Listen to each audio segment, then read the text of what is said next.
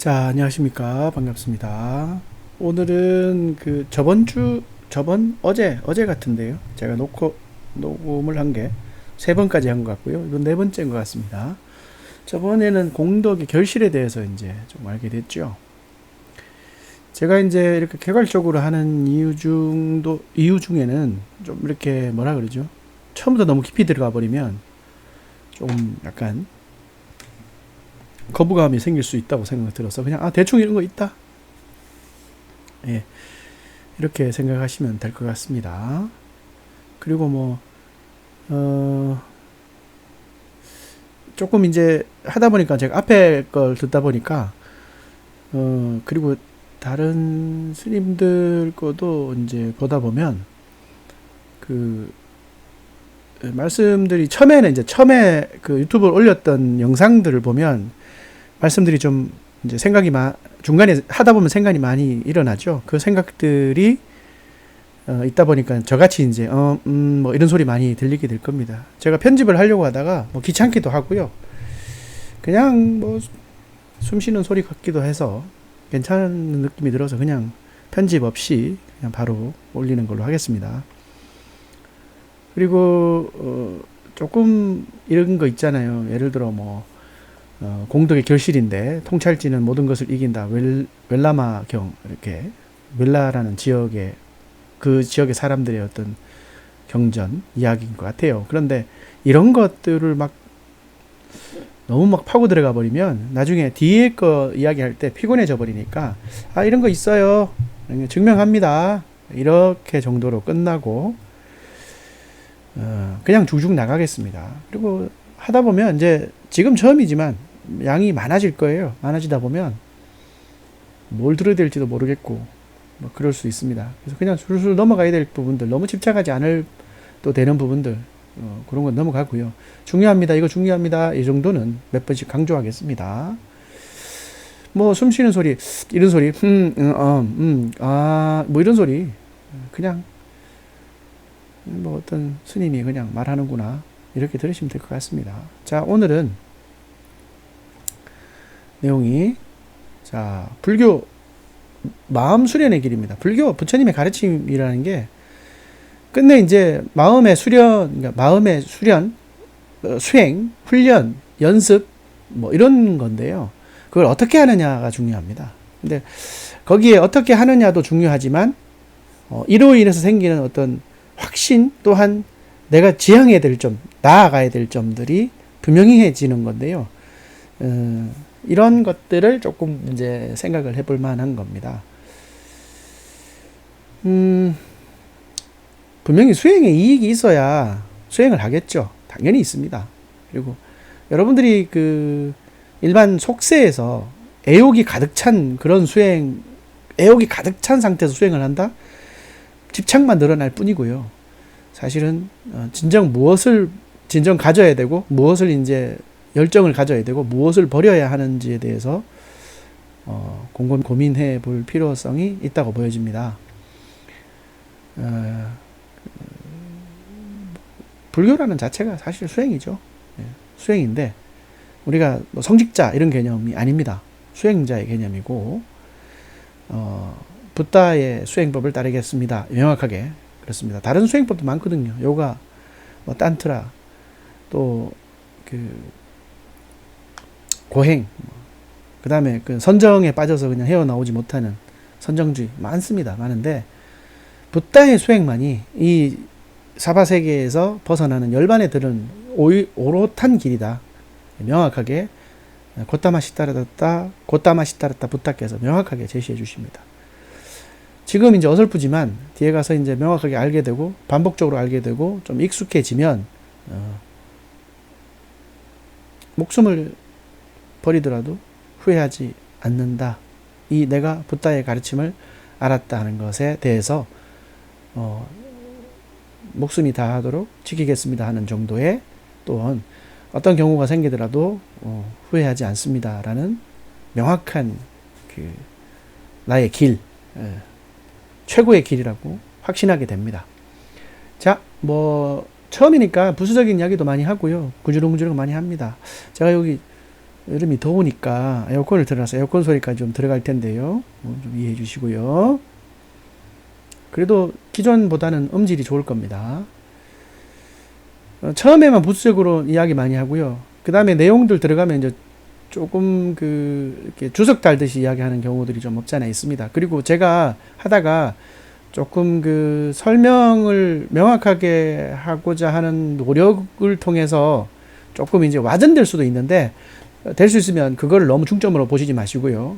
경전에서 나오는 이러한 내용입니다라는 정도의 확신을 가지시면 될 것 같습니다. 부수적에 너무, 나중에 하다 보면 부수적인 것에 꽂혀가지고 무슨 이상한 소리 하시는 분들도 많더라고요. 그러지 않았으면 합니다. 자, 오늘은 불교 마음 수련의 길, 점진적 수행의 길입니다. 점진적이라는 게 이제 차근차근 가는 거죠. 처음에 보시합니다. 보시. 예. 그 다음에 지계를 해요. 이게 이제 지계, 내가 5계를 잘 지키면, 그죠? 그죠? 5계를 잘 지키면 당연히 그것도 보시의 일환입니다. 예. 지계를 보면, 제가 이거 불교대학 강의할 때 있는 거, 제가 유튜브에 올려져 있는 거 있을 겁니다만은 찾아보기 힘드시니까 나중에 이제 보고 지계가 왜 보시와 연결되어지는 건지 또 설명해 드리겠습니다. 보시를 하고, 지계, 그러니까 내가 보시를 함으로 인해서 거기에 신뢰도가 쌓이면서 내가, 나도 스님들 같이, 아니면 부처님 같이 계율을 잘 지키겠다. 이렇게 됩니다. 그러다 보니까 계율을 철저하게 잘 지키고 생활이 바르게 되다 보니까 바르고 올바르고 또 흐트러짐 없으니까 당연히 생천하게 되죠. 당연히 생천한다라는 것에 옆에 보면 사무량심이라고 되어 있는데요.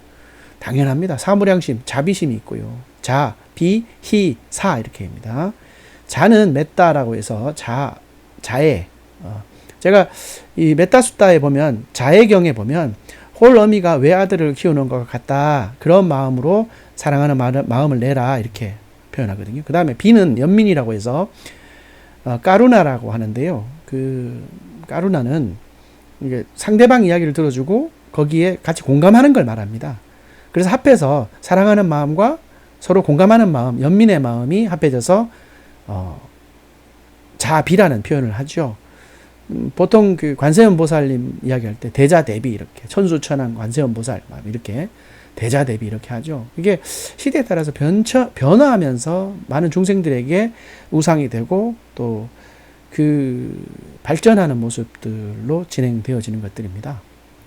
자, 그 다음에 이제 무디다 당연히 자애의 마음과 연민의 마음이 있으면 당연히 행복해지는 수밖에 없죠. 그래서 무디다 행복입니다. 환희심이 나죠. 그런 마음으로 계속 있다 보니까 어떻게 되겠습니까? 가지고 있는 악한 것과 불순한 것들이 버려지겠죠. 그래서 우백가 사라를 써서 우백가 평온해 된다. 모든 번뇌들이 다 버려지니 당연히 평온해지지 않냐 이렇게 되는 겁니다. 당연히 그렇게 평온해지다 보면 세상을 바라보는 지혜가 보이게 되죠. 근데 그 지혜의 기본 베이스는요 무상상입니다. 무상상이라는 건 당연히 이거요.